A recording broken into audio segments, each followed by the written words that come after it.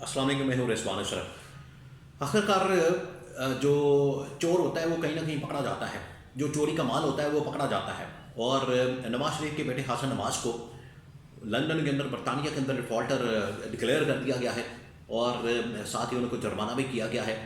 इसकी क्या तफसीलात हैं, इसकी इसकी क्या इंफॉर्मेशन है, इसके हवाले से बड़ी अहम तरीन मालूमात इस वक्त मेरे पास मौजूद है, वो आपके साथ में शेयर करता हूँ।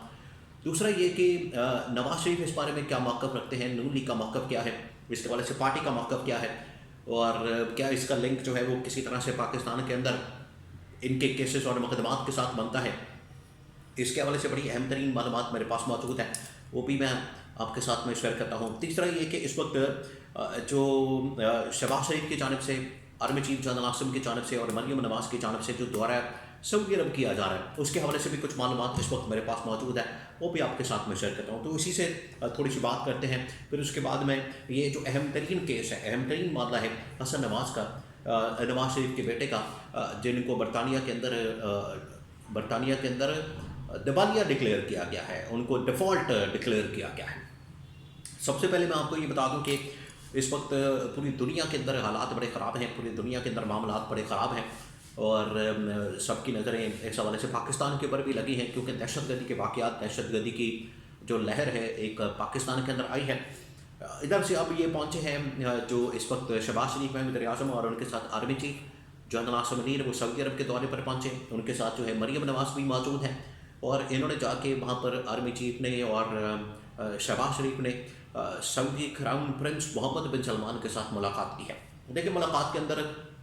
दो तीन चीज़ें डिस्कस की गई हैं। मुलाकात के अंदर दो तीन चीज़ें जो हैं वो सामने आई हैं। पहली बात ये कि वहाँ पर डिस्कस किया गया है कि पाकिस्तान के अंदर स्टेबिलिटी इस वक्त नीड ऑफ द आवर है, यानी वक्त की ज़रूरत है, तो इसको मेक श्योर किया जाए। दूसरा इकोनॉमिक स्टेबिलिटी, और थर्ड ये कि जो इस वक्त सिक्योरिटी सिचुएशन पैदा हुई है उसके ऊपर तबादला ख्याल किया गया, बातचीत की गई है। और इसमें अफ़गानिस्तान और इंडिया, इनके जो शवाहिद हैं, सबूत है, एविडेंस है, वो सऊदी अरब के साथ भी शेयर किए गए, बताया गया, उनको इस हवाले से आगाह किया गया, उनके नॉलेज में लाया गया कि इस तरह से ये ममालिक पाकिस्तान में दहशतगर्दी कर रहे हैं, इनकी जानिब से ये दहशतगर्दी होती है, तो इनको कंट्रोल करने के लिए आप भी हमारे साथ ताउन करें। मोहम्मद बिन सलमान एज़ यूजुअल आपको बताया पाकिस्तान के बड़े हिमायती, पाकिस्तान के बड़े सपोर्टर, लेकिन वो पाकिस्तान में हमेशा स्टेबिलिटी की डिमांड करते, पाकिस्तान के अंदर हमेशा यहाँ पर इस्तेहकाम की बात करते हैं, इस्तेहकाम लाने की बात करते हैं। तो ये मामलात हैं, इनके ऊपर थोड़ा सा ध्यान और तवज्जो देने की ज़रूरत है। अब आ जाए जो इस वक्त, और आपको बताया कि वहाँ पर मरियम नवाज़ भी पहुँची, मरियम नवाज़ भी साथ हैं, मुलाकातों के अंदर नज़र नहीं आ रही, वैसे ही वो दाएं बाएं फिरते आते जाती नज़र आ रही हैं, और उनकी तस्वीरें और ख़ास तौर पर उनका जो ख़ास तौर पर बैग है वो वायरल हुआ पड़ा, उसकी तस्वीरें, और कितना महंगा उनके पास बैग मौजूद है। बातें तो उनकी जानिब से बड़ी गरीबों की जाती हैं और पाकिस्तान के अंदर गरीबों की बात की जाती है, लेकिन इतने महंगे किस्म के बैग जो लाखों करोड़ों रुपए उनकी मालियत बनती है, खुद पहन के वो घूमती फिरती हैं और अपने आप को गरीबों का एक लीडर दिखाती हैं। बहरहाल आगे आ जाएँ, अब बात करते हैं कुछ इसी ख़ानदान के एक और अहम तरीन फ़र्द की, जो कि शरीफ ख़ानदान का एक और अहम तरीन फ़र्द है, नवाज शरीफ का बेटा हसन नवाज़। वो इस वक्त डिफ़ॉल्ट करार डिक्लेयर किया गया है उसे बरतानिया के अंदर, लंदन के अंदर, इंग्लैंड के अंदर। ये मसला क्या है अब मैं आपको बताता हूँ, इसके बारे में बड़ी अहम तरीन मालूमात मैंने हासिल की, इन्फॉर्मेशन है मेरे पास। ये असल में इनके पास जो प्रॉपर्टी का काम है वहाँ पर लंदन में, इंग्लैंड में, ये दोनों करते हैं, दोनों जो बेटे हैं हसन और हुसैन नवाज़, वहाँ पर प्रॉपर्टी का काम करते हैं। और आपको पता है ये प्रॉपर्टी की सेलिंग बाइंग इस सिलसिले में उन्होंने मलिक रियाज से भी की थी एक, जिसके ऊपर आज अल कादिर ट्रस्ट केस बनाया गया और 190 मिलियन पाउंड केस बनाया गया। उसकी खैर रकम जो है आज शहबाज शरीफ ने इस्तेमाल करने का फ़ैसला कर लिया। पीछे अगर आप जाएंगे, इस केस के तय में जाएंगे, तो आपको पीछे मन हाइड पार्क की सेलिंग बाइंग पीछे मिलेगी, उसकी परचेजिंग और सेलिंग मिलेगी। ये सेल कर रहे हैं, पहले इनके पास मौजूद है, इनकी प्रॉपर्टी थी वन हाइड पार्क, बाद में इन्होंने सेल की मलिक रियाज ख़ानदान को और उनके बेटे अहमद अली रियाज को इन्होंने बाद में फ़रोख्त की, बेची, और उसके बाद जो है ये केस बन गया, मसला बन गया। तो उनका प्रॉपर्टी का वहाँ पर कारोबार है, काफ़ी अच्छे से कर रहे हैं, लेकिन आज पिछले तकरीबन 1-2 सालों से टैक्स अदा नहीं कर रहे हैं, और तकरीबन टैक्स की जो मालियत है وہ بنتی ہے 9 سے 10 ملین پاؤنڈ کی، اور اس کے اوپر جو ہے ان کو جرمانہ کیا گیا 5 سے 6 ملین پاؤنڈ، جو پاکستان کے تقریباً 4-5 ارب روپے بن جاتے ہیں۔ یہ اتنا ٹیکس ہے۔ ابھی یہ صرف ٹیکس کا جرمانہ ہے، تو آپ ان کی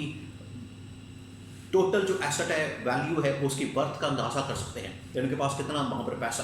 ان کے پاس کتنا وہاں پر مال ہے، کتنی دولت ہے، ارب پتی۔ جب پاکستان کے اندر شناختی کارڈ نہیں بنتا کسی بچے کا 18 سال کی عمر میں، یہ 18 سال کی عمر میں ارب پتی بن گئے۔ یہ ہے ان کے پاس دولت، مال، پیسہ۔ تو جب ان کے اوپر سوال کیا جاتا ہے تو یہ ان کے پاس پیسہ جو آیا ہوا ہے اس کے اوپر جو ہے برطانیہ نے ان کو ڈیفالٹ ڈکلیئر کیا اور ان کا معاملہ اب چلے گا۔ اگر تو یہ جرمانہ دے دیتے ہیں تو اس میں سے نکل جائیں گے، سیٹلمنٹ کوئی کرنی پڑے گی، لیکن اگر جرمانہ نہیں دیتے تو کم از کم اس میں 7 سے 10 سال کی سزا بھی ہو سکتی ہے۔ بات یہ ہے کہ یہ وہ پراپرٹی ہوتی ہے، یہ وہ جائیدادیں ہوتی ہیں، یہ وہ ان کے پاس بینک بیلنس، مال دولت اور پیسہ ہوتا ہے جس کے متعلق سوال کیا جاتا ہے، جس کے متعلق کوشچن کیا جاتا ہے، جس کے متعلق پوچھا جاتا ہے۔ یہاں پر پاکستان کے اندر بھی آپ کو پتہ ہے ان کے اوپر کیس چل رہا تھا، یہی وہ کیس تھا پاناما کا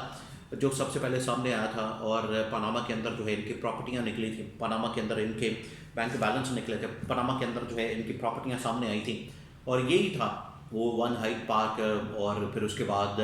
ایون فیلڈ کے اپارٹمنٹس، یہی وہ پراپرٹی تھیں، یہی وہ لندن کے فلیٹس تھے جن کے متعلق پوچھا جاتا تھا۔ اور نواز شریف نے تو خیر کھڑے ہو کر قومی اسمبلی کے فلور پہ،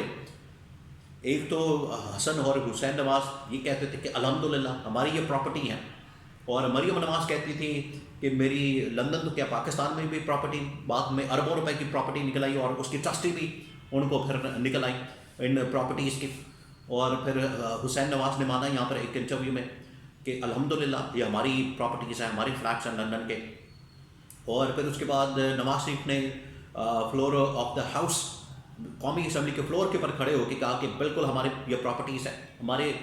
یہ لندن کے فلیٹس ہیں، اور ہمارے پاس ان کی منی ٹریل بھی موجود ہے۔ تو یہ تمام چیزیں اکٹھی کی جائیں، جب عدالت کے اندر چلے گئے تو عدالت سے ہی بھاگ گئے، نہ منی ٹریل ملی، نہ انہوں نے وہاں پر اعتراف کیا، نہ یہ کہا کہ ہماری پراپرٹیز ہے، نہ انہوں نے کوئی وہاں پر ان کی منی ٹریل دی، پیسہ کس طرح سے کیا، کیسے لیے یہ فلیٹس، کس طرح سے لیے، کہاں سے پیسہ ہے، کوئی ایک چیز نہیں دی گئی۔ یہ ہے پیچھے اصل کہانی ان کی، کہ پیسہ ان کے پاس آ جاتا ہے، دولت بے تحاشا ہے، اور جب بھی حکومتوں کے اندر آتے ہیں، یہ پچھلے تقریباً کچھ 40-50 سال سے مسلسل حکومت میں آتے ہیں، وہاں سے پھر یہ سارا پیسہ بنایا جاتا ہے، جن کے متعلق سوال کیا جاتا ہے، سوال کرتے ہیں ان کے پاس جواب نہیں ہوتا، کیونکہ اگر تو عمران خان کی طرح منی ٹریل ہو، پیسہ جو ہے آپ کا بالکل کلیئر، کرسٹل کلیئر، ٹرانسپیرنٹ، کوئی اس میں مسئلہ نہ ہو، تو پھر آپ اس کی منی ٹریل دے دیتے ہیں، جس طرح سے عمران خان نے کلیئر ہو گیا۔